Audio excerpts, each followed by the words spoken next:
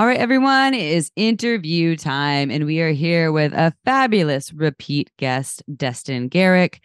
Destin's been on our show, I believe, 2 times, maybe 3, but I think 2 is probably the third. 2.5 because one time we had to re-record. Yeah, 2.5. Okay, 2.5. Yeah, so this is 3.5, and we love Destin, and also so many of our listeners absolutely loved Destin, and we'll love more of Destin because he's back.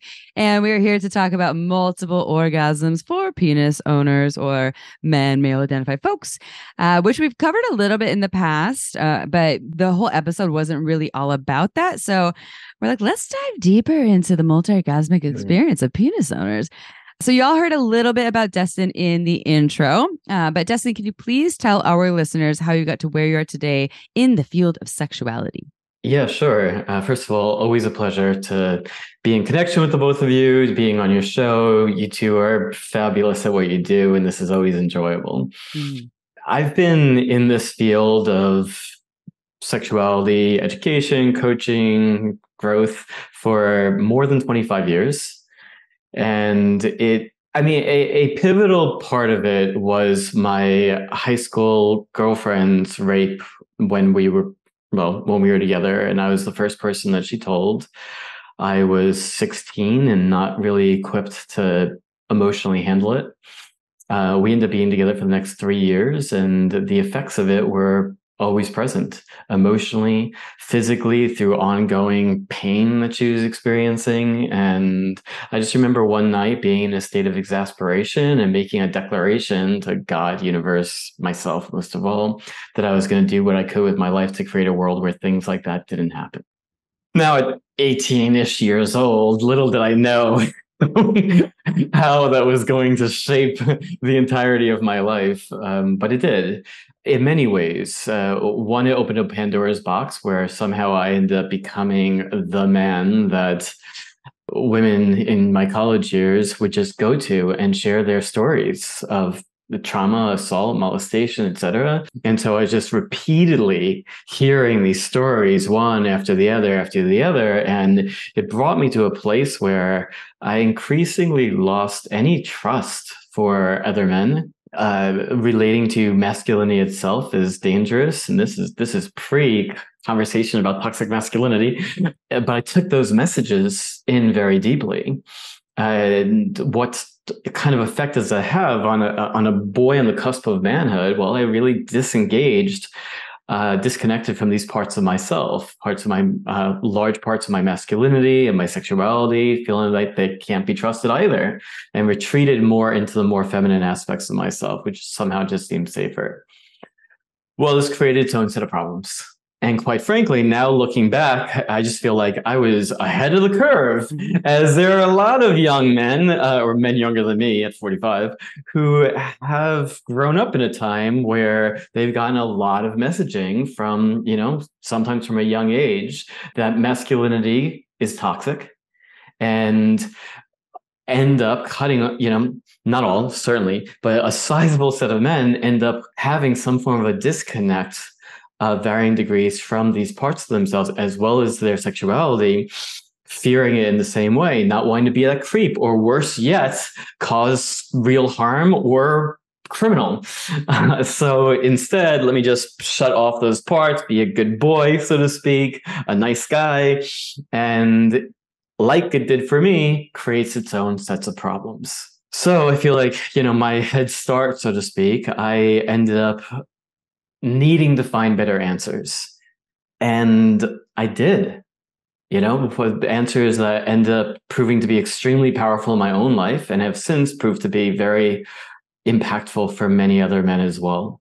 Hell yeah. So many of the things that you were speaking to and just like resonated, not only because I think with the change of the times when the Me Too movement happened, a lot of the masculinity got deflated in a way where even the good folks that weren't doing any Me Tooing kind of were like, how do I navigate this difficult world and still be my like badass man self. I haven't violated anyone. I haven't done anything out of consent. And I've heard some of my solid brothers out there, you know, that friends that I love, that I trust in what they're saying. And they're like, it's just so hard to date, or it's so hard to be a dude right now. I'm just afraid. And so what you're speaking to, that's what it resonated with me, because I think that there is a way, and I think that you have this map in a way to help folks out there that are dudes. And I'm sorry, I say dudes rather than men, but I just want to give you gratitude for raising that awareness right now on this podcast. And hopefully anyone out there listening will continue to listen and learn more, because I think Destin has such great offerings. And this one is particularly about multiple orgasms. And hey, one of my areas of specialty for sure. You can be a dude out there and have multiple orgasms. I'm sure people are like, wait, what? I thought there was a refractory period. I thought there were all these things I didn't know about. So let's talk about multiple orgasms for penis owners specifically. Okay. First off, is it really possible? Please tell me that it is. And then secondly, how can they have them? What exactly are we talking about here? How are we talking about it here? And if it's really possible. Yeah, well, I want to quick little connection point between the early story and here. I think that because I experienced such shutdown in certain ways around my sexuality and masculinity initially, that then when I was trying to find answers, like I was diving into anything and everything I could possibly find to understand these parts of myself and what's possible. And there's got to be something more and something more possible than these stories that we were given. And yes, part of that led me to becoming multi-orgasmic. Thank you. At a time where, I mean, even still right now, the idea of men experiencing multiple orgasms is still not really accepted as a real possibility. But 15 years ago, even less so. So I believe that it's much like female ejaculation. You know, it wasn't that long ago. This says something about how old I am, though.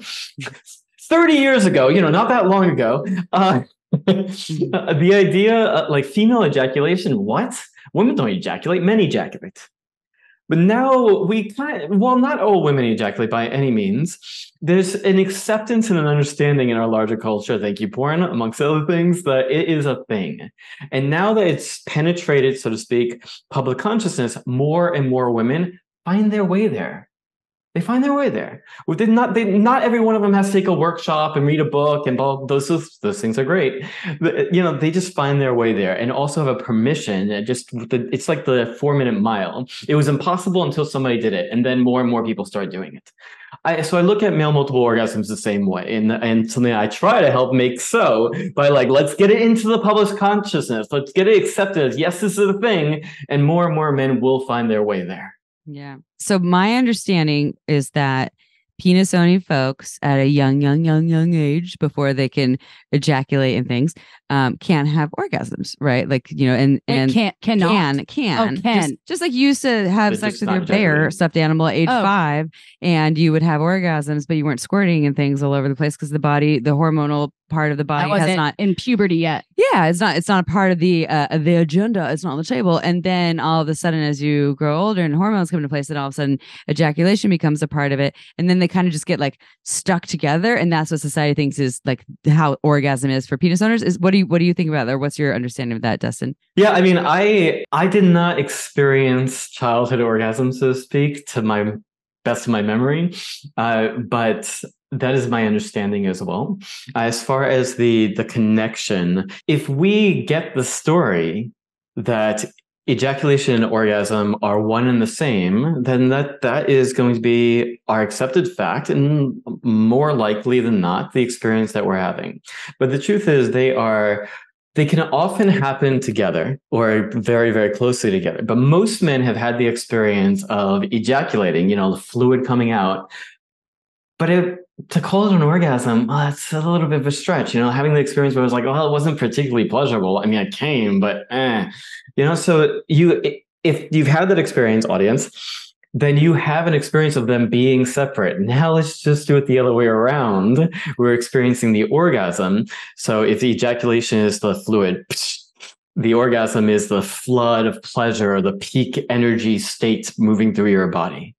So now it's just about having that instead of the ejaculate. The ejaculation is what causes the refractory period. The ejaculation is what causes most men to lose their erection, a deep drop in energy, might not be able to get an erection again for a period of time. And as they get older, that period is often longer. Non-ejaculatory orgasms, which is part of the multiple orgasm experience, does the opposite. Instead of an explosion of energy out of you, it feels more like an implosion of energy up through you. And when you experience this energy imploding up through you, instead of let me roll over and take a nap or I need a sandwich, instead it's like, I'm feeling uplifted, alive, or to put it in other forms, if one acts more like a depressant, the ejaculation, the non-ejaculatory orgasm experience is more like a stimulant. It's more, and with that, not only do you not lose your erection, you're often left harder than you were before, and that hunger can sometimes even only increase, which quite honestly is one of my favorite things about it. Yeah, so it's like turbocharging your system. So and just to get clear, so because when I asked the first question, I was talking about refractory periods. So having multiple orgasms, from what I'm hearing, it doesn't necessarily equate to ejaculation. It equates to this experience that is pleasurable and intense and incredible and feels like an orgasm, but it doesn't necessitate having any fluid be expelled from your bits. Yeah, there are some men who basically have zero refractory period and will just go from ejaculation into another ejaculation to another ejaculation. To be honest, in my teen years and maybe even early 20s, I think that I fell more into that. At 45 now. A lot of energy for that, right? Yeah. But instead, it's the retraining of the nervous system, so that you're experiencing this peak flood of pleasure through the body, but without the reflex, the physiological reflex of emission of semen, the release of fluid. Yeah. Mm-hmm. And that's a lot of work for the body. I think a lot of people don't really feel into that or assume that, but really, if you actually looked at the picture of having an orgasm in your body is doing this whole thing where there's multiple glands, including the testicles, but multiple glands are expelling fluid, and you're having this orgasmic experience. And so you decide that that whole thing together must be, okay, I take a nap, but I don't really look at it as being this exhausting experience for my body that it's going through. But then we hear about things like Tantra and all these Eastern practices of sacred sexuality, or just sexuality in general. That's a common practice there. And part of it is kind of not preserving your system, but to continuing to fulfill or fill your cup or charge your system. I hope you know what I mean, but it's more of 100%. It's actually a great segue to something I would like to speak to, because too many people who are sort of colleagues of mine, who teach about semen retention or retaining your fluid, not ejaculating, have an approach that, quite frankly, I really disagree with, who end up coming across to me as anti-ejaculation. And quite honestly, I think this is harmful. I think it just takes our deeply ingrained sexual shame that permeates the culture and just gives us a new outlet for it. Totally. Now you should feel ashamed for when you ejaculate. If you ejaculate, you're doing something wrong. You're not really a conscious man or a conscious lover. You're losing your life force energy. Feel bad about it. Don't do that. I honestly think that the biggest energetic drain is shame. Given that you call your podcast Shameless Sex, I'm sure you have your own thoughts about that. So I had a client who he was 30 or something, and he read some, I won't say the name of the book necessarily. What I can say, why not? I think it was a Multi-Orgasmic Man. Okay. I think it was. Probably. And yeah, probably. And but I said that I'm not 100% sure, but I think so. Anyways, upon reading that, he learned a lot and was really grateful, and also got stuck in his head that he had to learn how to have orgasms without ejaculating. When he ejaculated, he did have the shame process. He would get stuck in his head. I'm not doing this right. I'm not being the best man or best lover.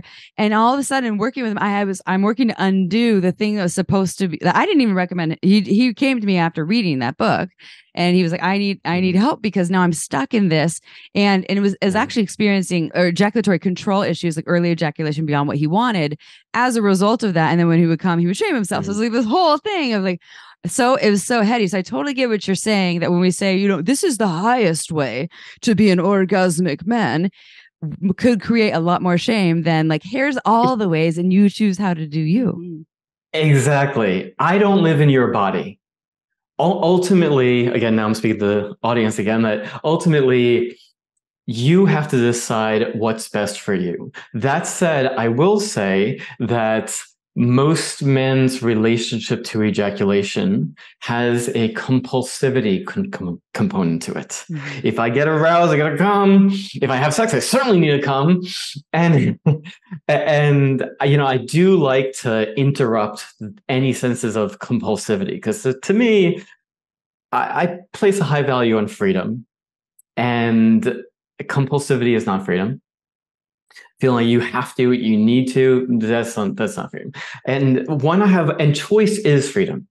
Whether choosing to ejaculate or not ejaculate, choosing to experience multiple orgasms or not. But as you gain the skill, if you choose to walk down this path, because it does take work, especially initially, it takes work. Once you get it, then it's like pays dividends for the rest of your life. but often it takes a type of focused attention that not every man is up for. And that's fine. But if you choose to go down this route, and even if you gain this, still like watch your relationship to it.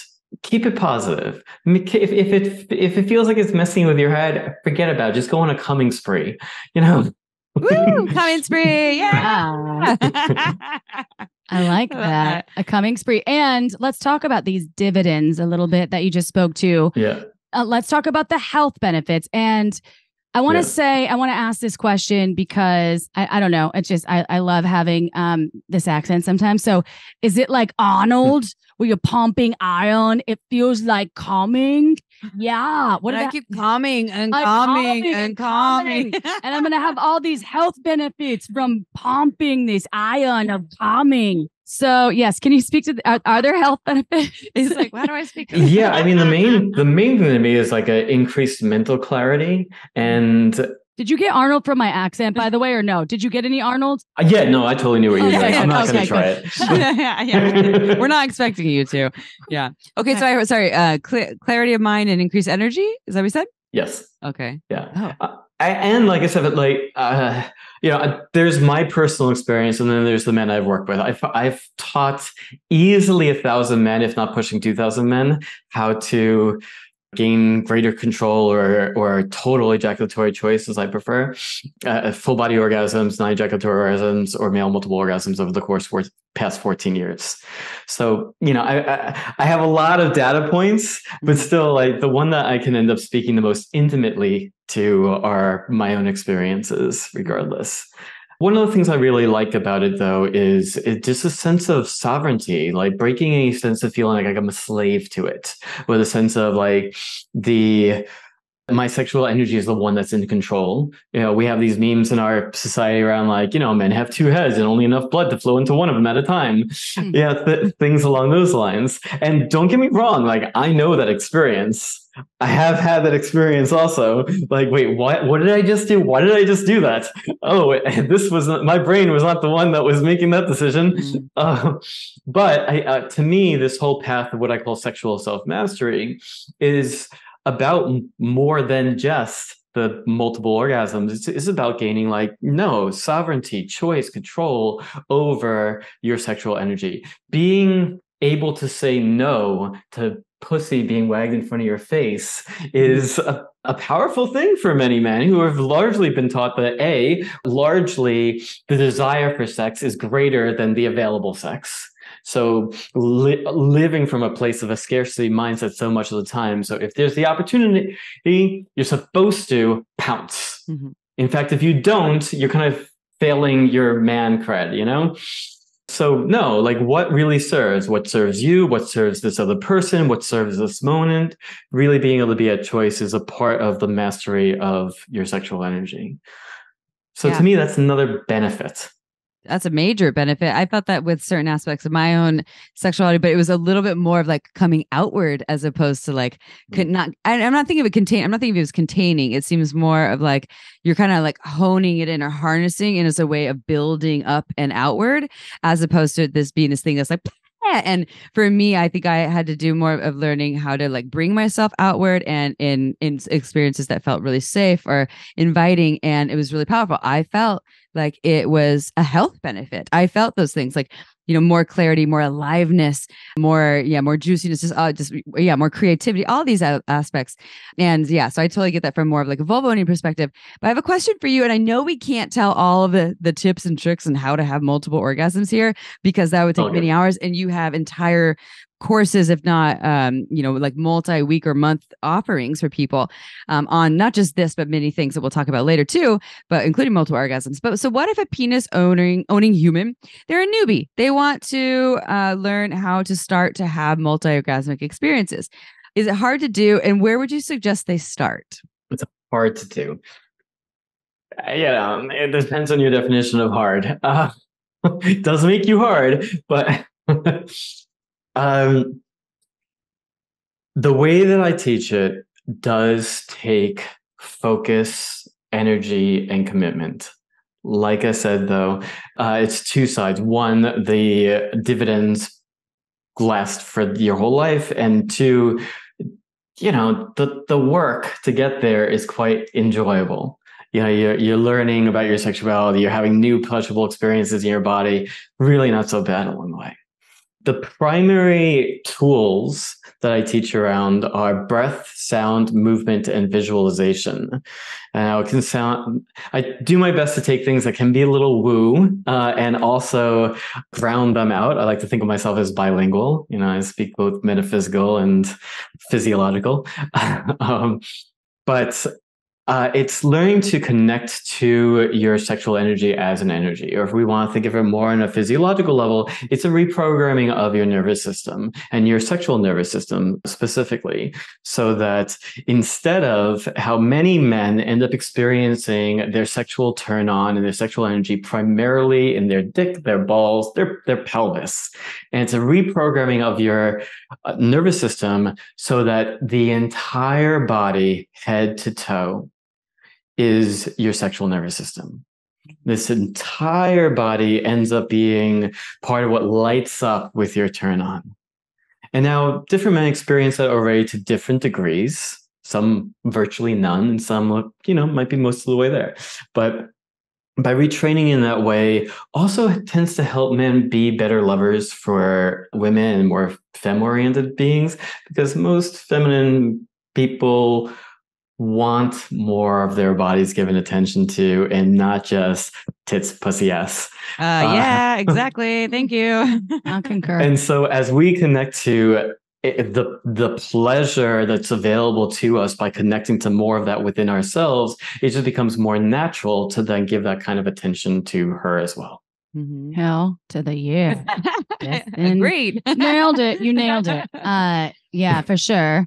Well, the mind and body is so connected. And as we've talked about so many times, the brain is your largest sex organ. And I think like when that gets muddled with and you get in your head about anything, it just shuts off any ability to really enjoy or tap into that your deeper ability, which everyone really has, to be in your biggest turn on, to be in your biggest pleasure, to be in your multi-orgasmic self.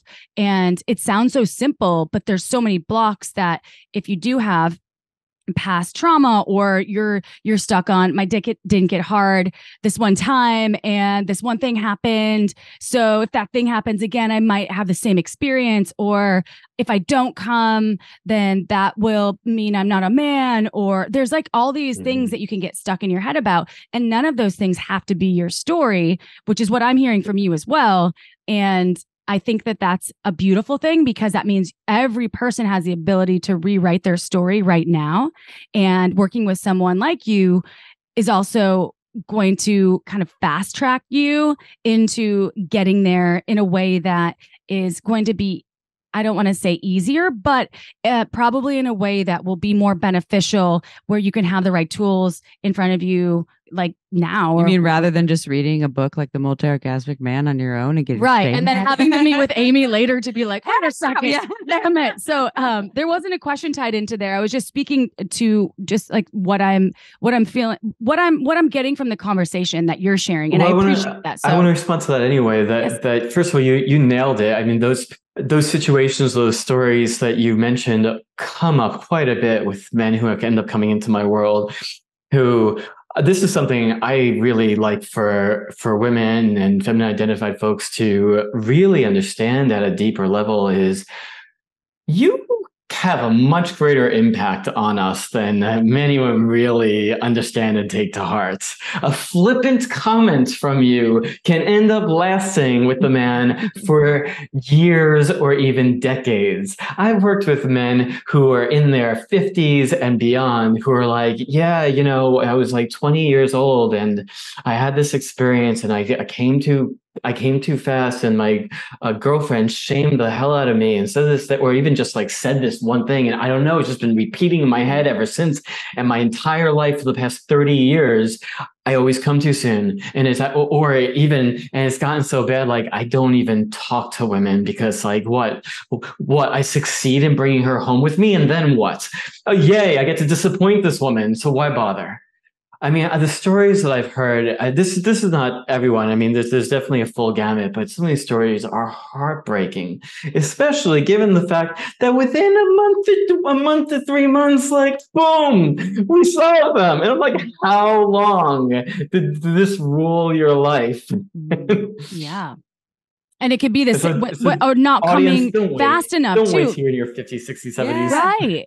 And then that, so it can, and it's both sides, because I've been with dudes as well, or no friends that will be open with me because of my work in the sex world. And they've been like, yo, I've had this experience, like this chick said I didn't come, or I came too fast and that was weird, or I couldn't get my dick hard. And now I just want to step. So there are so many different scenarios. And this is why it's just important for everyone out there. Just like, let's not shame each other. Okay. Let's just like embrace each other and love each other and know that we can all do work. Right. And the one thing that we can all do better is when we're in situations where someone's not performing with the way you think they should, the way that you would like them to, or that you think they should, like, hey, yo, they're not a robot. They're not a machine. They're a human being. So people are personalizing it too. They make it about themselves so quickly. Right. It's like, I've done that in the past where I'm like, is something wrong with me? Like, and I'm like, whoa. Now I'm at least like a little bit more educated too. So that's another one. Like you don't orgasm. Oh, it must be me. I might not be. It mustn't be hot enough, or good in bed, or all these things. Which is just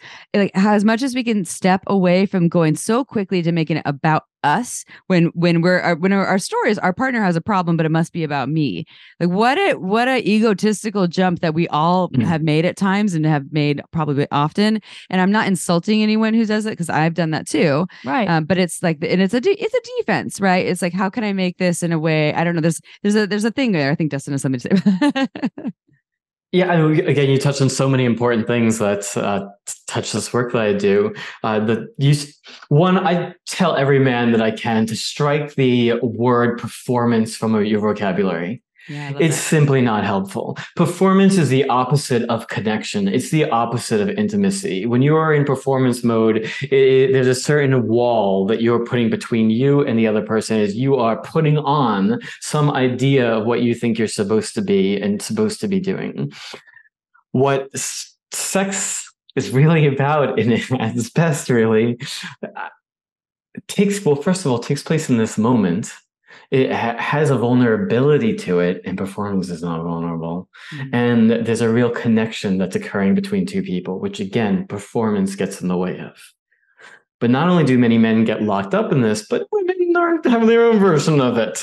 Oh yeah, definitely. Mm-hmm. Yeah, no doubt about that. I like that you said, I think when you said that, I was like, performance is for like athletes, it's for, or stage performers. Stage if you're on performer. Broadway, perform. For actors, actresses, all those things. Right. And sex is, now they're all called actors. No more actors. Oh, sorry, actors. Okay, sorry. I didn't, thank you for the correction. Acting humans. And also, that we're hopefully when we come together and we're having sex with one or multiple people, we're not acting. It's not a show, and then yet that still happens a lot for a lot of people, and the sounds we make and the actions that we do. So yeah, I love that. I that's going to stick with me. The part of it, taking the performance out of the category, and actresses. I'm going to stop saying that too.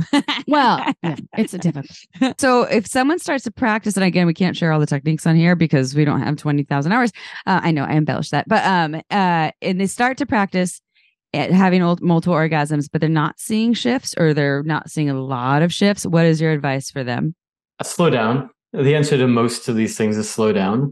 Part of the path to becoming multi-orgasmic is learning to tune into subtleties that are happening in your body that you're probably unaware of. The way I teach about male multiple orgasms is intimately tied up with the way I teach about ejaculatory control and choice. That the message to men, if you're coming sooner than you want, is, dude, you're just too sensitive. That's a problem. You're too sensitive, man. When no. The opposite is true. You're not sensitive enough. There are things that are happening in the body you're unaware of. And so by becoming aware of them, by noticing things that you weren't noticing before, you can start to make these micro adjustments that change your experience. So that instead of cascading towards ejaculation, you can shift to either allow yourself to keep going, or you can shift so that way you're moving this energy in a different way up through your body instead of just build up, pop out the tip. Mm-hmm. Oh, nice. I like the pump out the tip. You wait, that was probably the thing I wanted to add. Yeah. So one of the things that I've found, again, both personally with clients that could come up, is when a man starts to experience either non-ejaculatory orgasms or just exploring semen retention or not needing to come all the time, is the response of his female or feminine partner. Is like, if her, quite frankly, ego is tied up in him coming, this can bring all such stuff up in her. Like, well, how do I know that I did a good job if your cum didn't land all over my tits? It's special just for your show. Yeah, thank you. We like that. Yeah. Also, I love that because it ties into the question that I had next. So that's a perfect starting point. I used to say segue, and then I learned that segue isn't actually a fucking gateway to the next conversation. That was like the scooters that they rode, the stand-up scooters. I was like, that's a segue. No, it's a transition. So FYI, now I stand corrected, but I corrected myself. So that being said, this is a transition to the perfect landing point. So on the flip side though, so what if my partner and I, a vulva owning human, the dude that I'm with, he's multi-orgasmic. And can I learn to have multiple orgasms in the same way that he can? I think that there's a connection between the way in which he's experiencing multiple orgasms and the way that women typically experience multiple orgasms. I don't know if it's exactly the same. I was on a podcast a year or so ago with this neurology and sexuality professor and researcher out of Columbia. And it was great because we were starting to pull out what's happening on a physiological level, but we also both really came down to there needs to be so much more real research as to what is actually going on here. So on one level, I have to say, I don't know. On the other hand, I will say that the majority of what I teach around sexual self-mastery, you could do and experience great effects from as well. I would imagine that there would be some overlap, but not, perfect overlap, because we're talking about a pussy and a cock. But when I think of, so we're talking about ejaculation control, and then erectile control, and then also delayed ejaculation. I think of that. So ejaculation control would be I do know some women that come super quick, and it's really quite challenging for them because they want to postpone to one and done people. I come really quickly, but I also am Yeah, but you're kind of looking to get it over with, but that's okay. That's a different story. But they're like the one and done. I don't want to be touched anymore. That's like, and that's a different thing. But I also think of erectile control. Like if I can't get a clit boner, I'm in my head. I'm not getting blood flow to my pussy. My pussy's not getting engorged. And it's not just because of the technique from my partner. It can be, but also it's my own stuff too. And then the delayed ejaculation. I've been one of those people. I've not with ejaculation, but delayed orgasm. I want to speak to you real quick though, before the question, because with the coming quickly, a lot of times if you have an external orgasm, like a clitoral orgasm as a vulva owner, sometimes it can be harder to have, like, it can be so sensitive. Like when I've had penetrative orgasms, it's been easier to have more than one. But if I have just external stimulation, I need like a break, like the refractory period. That's what I found. I don't know if any folks are out there like me, but that's when I think it's harder to have multi-orgasmic experiences. So yeah, I just want to say that. I agree with everything that you were sharing, that there's a definite connection between those experiences between men and women, and the solution, so to speak, that I would give would be roughly the same, which is like the one and done, the quick orgasm either way.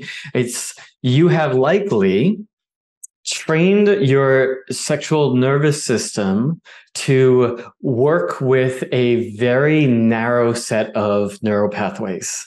It's to learn a very specific way to drive towards orgasm or to experience orgasm that has been repeated again and again across many years. And so the solution is to expand into other ways of experiencing pleasure and finding your way to orgasm, maybe even other ways of orgasming. And a lot of that comes down to taking the time to get to know your body and your sexuality in a new way. One of the foundational parts of the sexual self-mastery training is what I call establishing a practice of erotic self-exploration, or ESEs. Like a practice that's, you can think of as separate from your typical masturbation, because most people have their masturbation habits, what they do, because it's what they do and how they get off. But it's usually very specific, and they know it gets them there.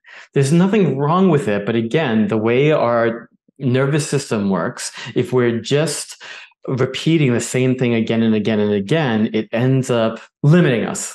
That's the simplest way. So within these ESAs, when people say, well, what do I do then instead? And the simplest answer is anything but what you always do. If you do anything outside of that, then you are exploring. Then you are in a state of discovery of something new. Now, beyond that, yes, there's I have, as I'm sure you do, a pretty large toolkit of possible things and ways that you can explore.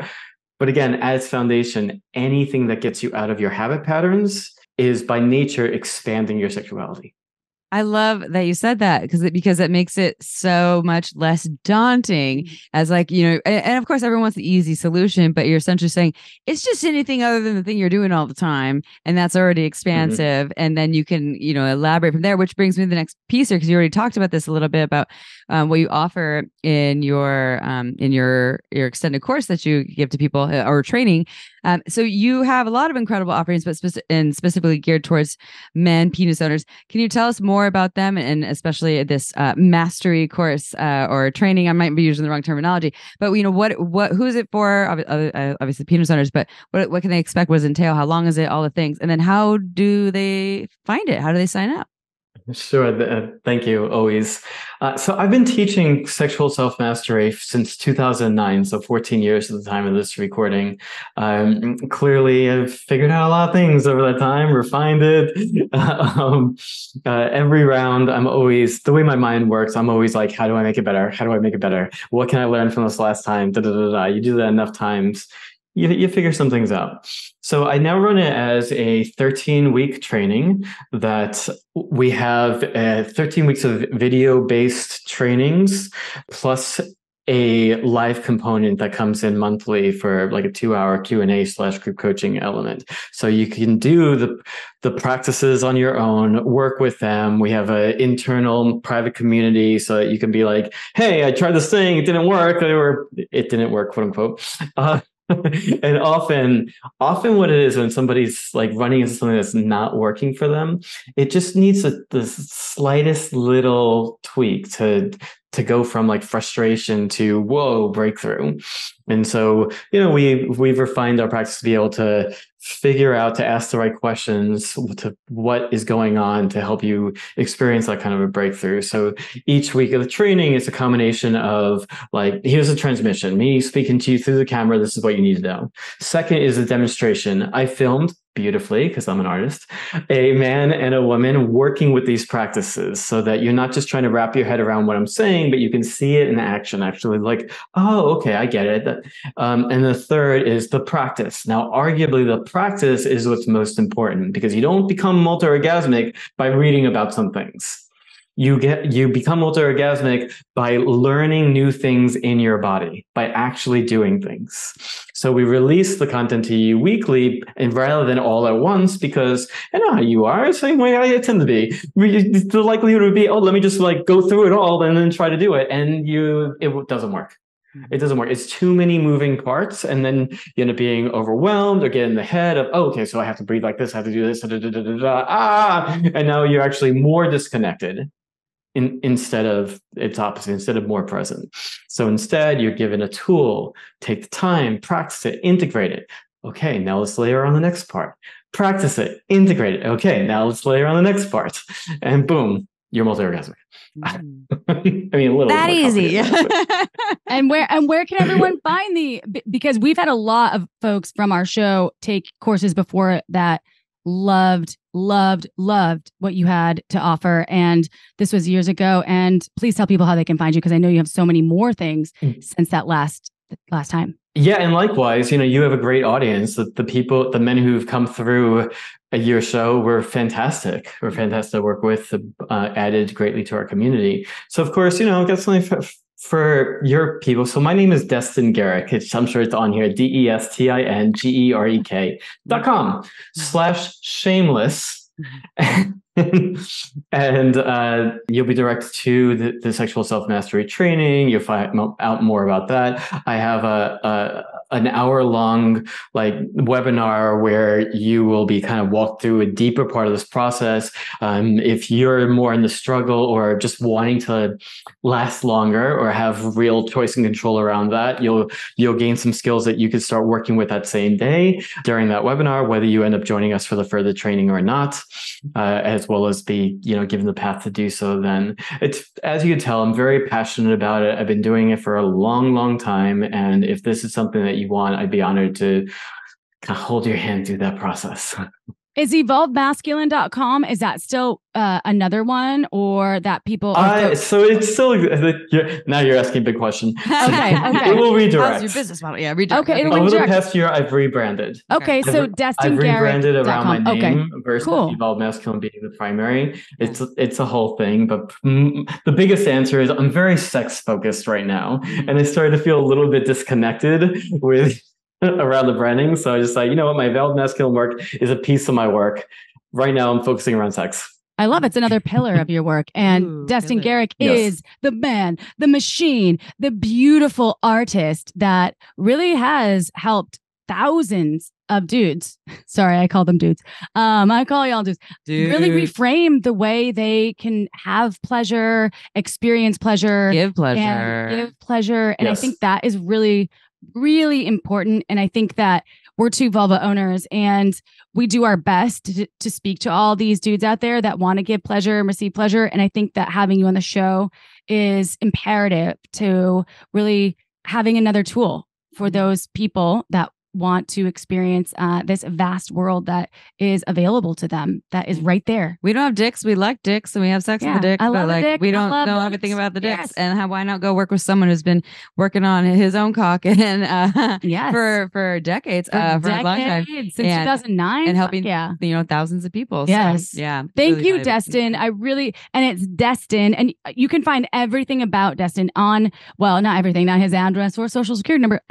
We say that because I think it's hilarious every time we do for some reason, but you can find anything in the show notes about what he spoke to today and all of his offerings if you're driving and you can't write something down. So just go to shamelesssex.com and find all the things about Destin in the show notes, and also about his offerings and all of the courses that you can take. And I'm sure that more things will be popping up all the time. So just being on your radar, Destin, is really cool. So thank you for, again, sharing your wisdom and your expertise so many times before and today.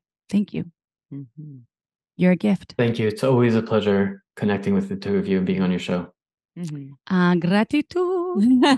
So speaking of being on our show, whoever's listening right now, rate us on iTunes, rate us on Spotify. If you feel like giving us, some emojis, or you have the time to write us something amazing, awesome. It just helps more people out there find this free resource. This is free. So thank you, though. And even if you don't ever do that, I still love you. And I know Amy does too. And we launch a new episode every Tuesday. Remember, we have Shameless Sex, the book. Order it. It's on Amazon. It's on Barnes & Noble. It's $28.95. Order the hardcover, and you can get our free workshop only until November 14th.